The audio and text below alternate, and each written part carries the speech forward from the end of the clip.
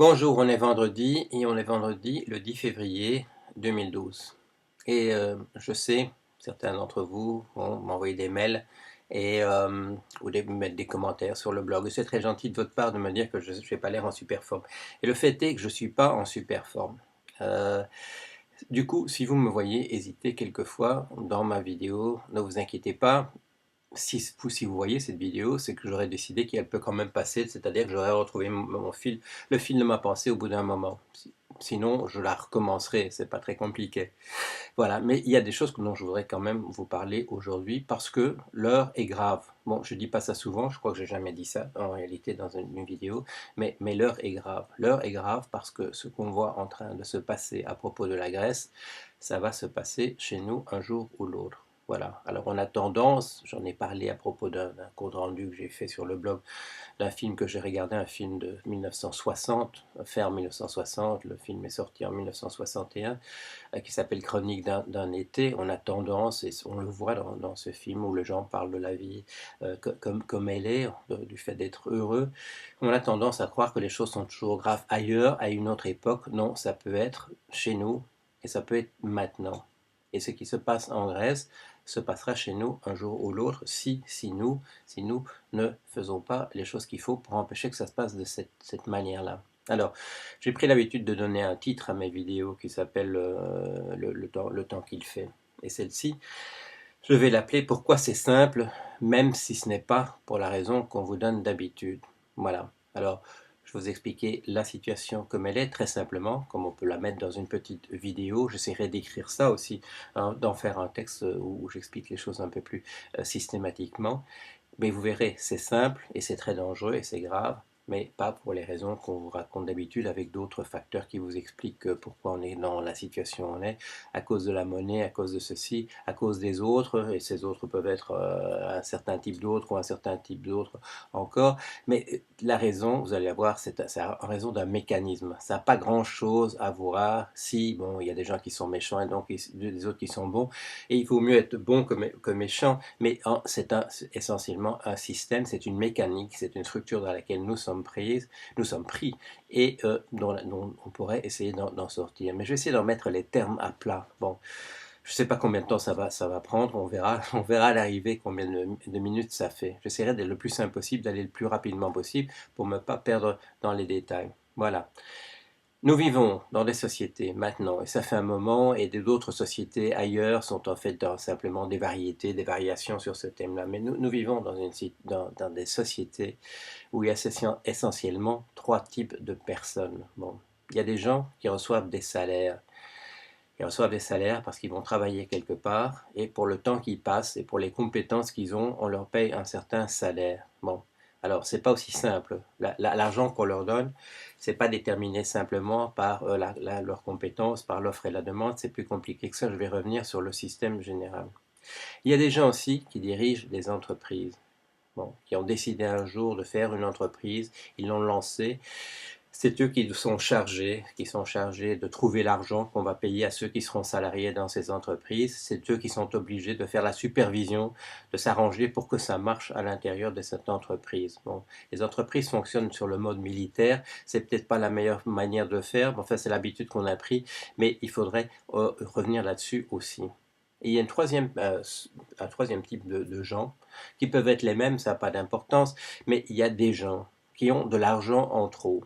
Ça peut être beaucoup d'argent et ça peut être très peu, ça n'a pas d'importance non plus. Mais cet argent, ils l'ont mis d'une certaine manière au service de ces entreprises. Ils le prêtent. Ils le prêtent et cet argent leur rapporte de l'argent. Bon. Celui qui emprunte s'engage à rembourser l'argent qui a été emprunté, et c'est en général pour une durée déterminée. Et celui qui emprunte, il paye aussi des intérêts à celui qui a prêté de l'argent. Alors, dans le système, dans la manière dont ça fonctionne en général, quand tout se passe bien, on a effectivement des gens qui travaillent, qui sont payés pour le faire. Il y a d'autres qui créent des entreprises et qui prennent un profit pour la manière dont ils gèrent ces entreprises. Et puis il y a ceux qui prêtent de l'argent et qui sont rémunérés sur le fait qu'ils prêtent de l'argent. Bon, l'argent, on va leur rembourser et on leur versera en plus des intérêts. C'est-à-dire que l'argent qui est prêté reviendra en quantité supérieure, normalement, si on rembourse les prêts qui ont été faits. Alors, ce système dans lequel nous vivons, il est déséquilibré. Il est déséquilibré pour la raison que je viens de dire, c'est que ceux qui ont beaucoup d'argent, ils en auront de plus en plus. Ceux qui en ont un peu, mais qui le placent quand même, ils vont aussi en recevoir davantage. Et on s'est tellement habitué à ça sans se poser la question d'où vient cet argent, d'où vient cet argent qui est produit comme ça par le fait qu'il est simplement placé. Eh bien, c'est parce que quand on produit quelque chose, quand on produit des marchandises, ou même quand on distribue des services, on met ensemble ces trois éléments qui sont le travail des salariés, la supervision et l'invention de l'entrepreneur et l'argent qui vient de tierces parties. Dans le temps, on appelait ça les avances. On appelait tout ça les avances. Il y a ceux qui avancent du travail. Quand je dis dans le temps, je veux dire au XVIIIe siècle, chez François Quesnay, les premiers économistes.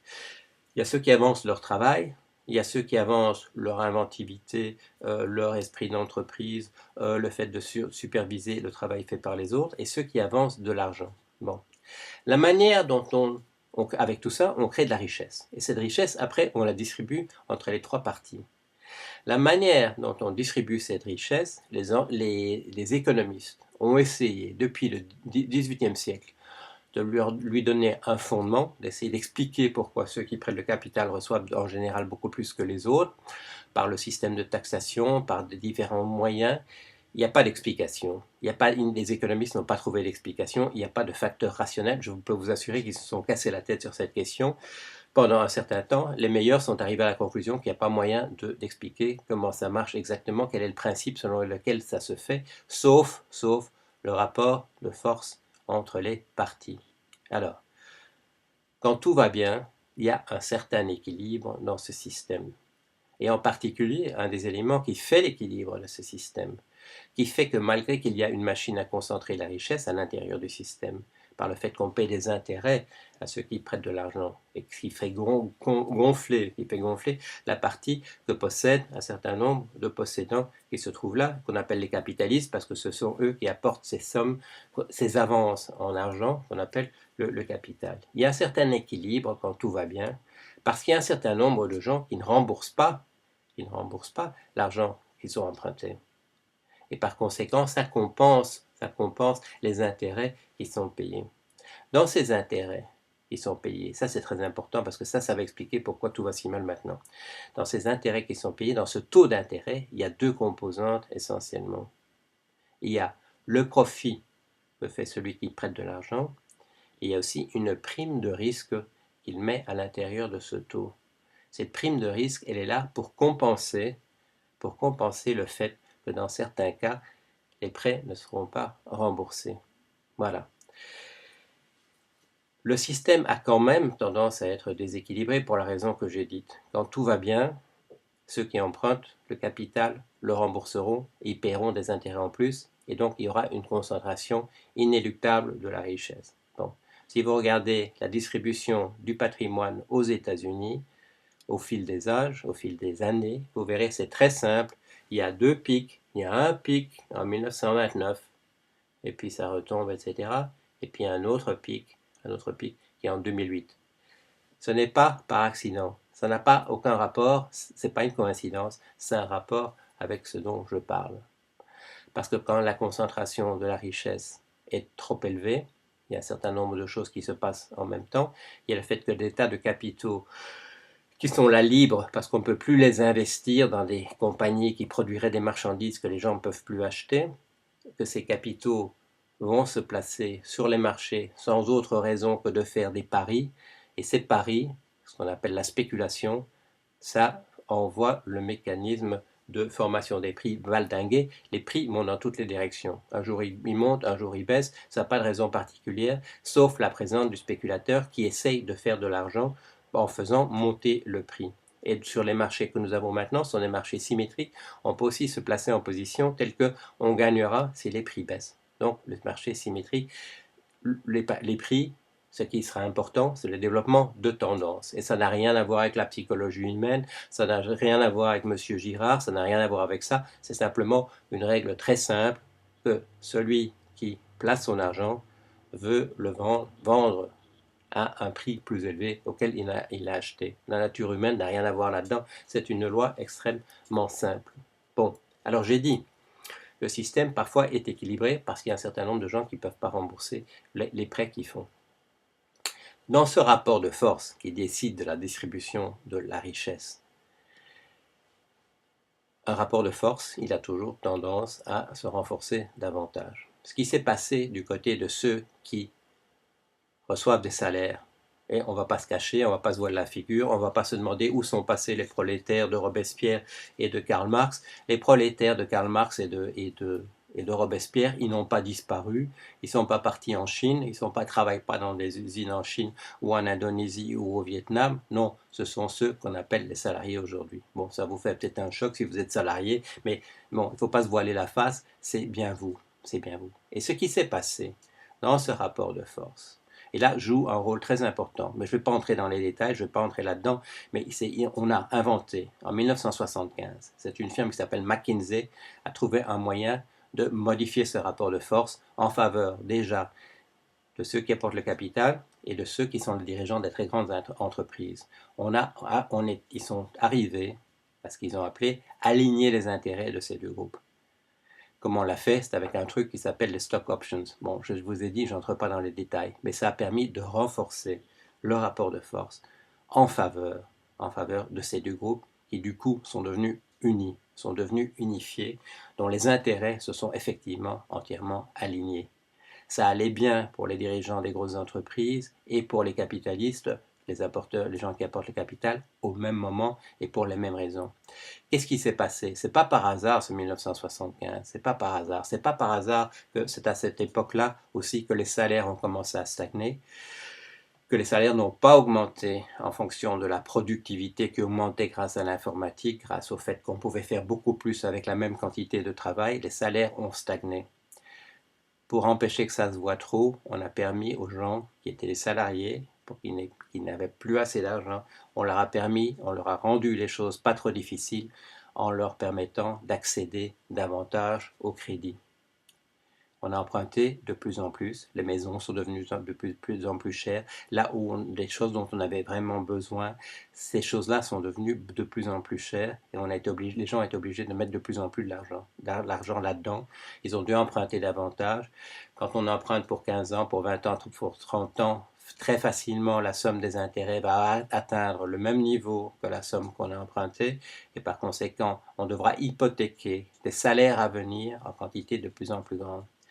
Quand on fait ça, quand on permet aux gens de consommer grâce à des prêts de plus en plus développés, il vient un moment où ça casse, où on ne peut plus le faire. Alors, au moment où on ne peut plus rembourser les prêts, le mécanisme dans lequel on était un mécanisme qui prévoyait que on ne rembourserait pas, mais que la prime de risque qui est comprise dans le taux d'intérêt est là, justement, pour s'occuper de ça, pour compenser le fait que parfois les prêts ne sont pas remboursés.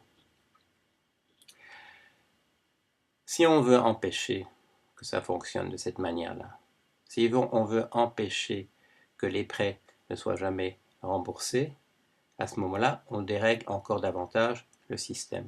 On est dans une situation où on a une machine infernale qui ne peut être résolue que de deux façons. Ou bien ça saute complètement, ou bien on prend au sérieux le fait que dans le système capitaliste, il y a des époques où on ne peut pas rembourser les prêts et que ça a été prévu et que c'est pour ça qu'il y a une prime de risque à l'intérieur du taux. Pourquoi est-ce que les taux augmentent sur la Grèce? Pourquoi est-ce que les taux augmentent sur le Portugal? Parce que ceux qui prêtent à la Grèce mettent à l'intérieur de ce taux une prime de risque. Alors, ce qu'on a fait qui est encore plus extraordinaire, et là aussi je vais pas entrer dans les détails, c'est qu'on est arrivé, grâce à un truc qui s'appelle les Credit Default Swap, les CDS, on est arrivé à pouvoir spéculer sur le montant de la prime qui va être comprise dans le taux d'intérêt. Et que quand vous verrez qu'on demande 30% sur 10 ans ou 33% maintenant pour 10 ans sur la Grèce, ce n'est pas simplement une prime de risque, c'est aussi un prix spéculatif pour cette prime de risque. On spécule sur cela. Si on vous parle de vente à découvert, si on vous parle de position nue en CDS, c'est de ça que je veux dire. C'est-à-dire que vous vous rendez compte, il vient un moment où le système est complètement déréglé, et où celui qui est le capitaliste, ou le dirigeant d'une grande entreprise, ou même le dirigeant de petite entreprise, va vous dire, il faut que j'exige encore davantage d'argent pour moi, parce que le risque que je ne sois pas remboursé est en train d'augmenter. Donc on est dans une situation véritablement de machine infernale.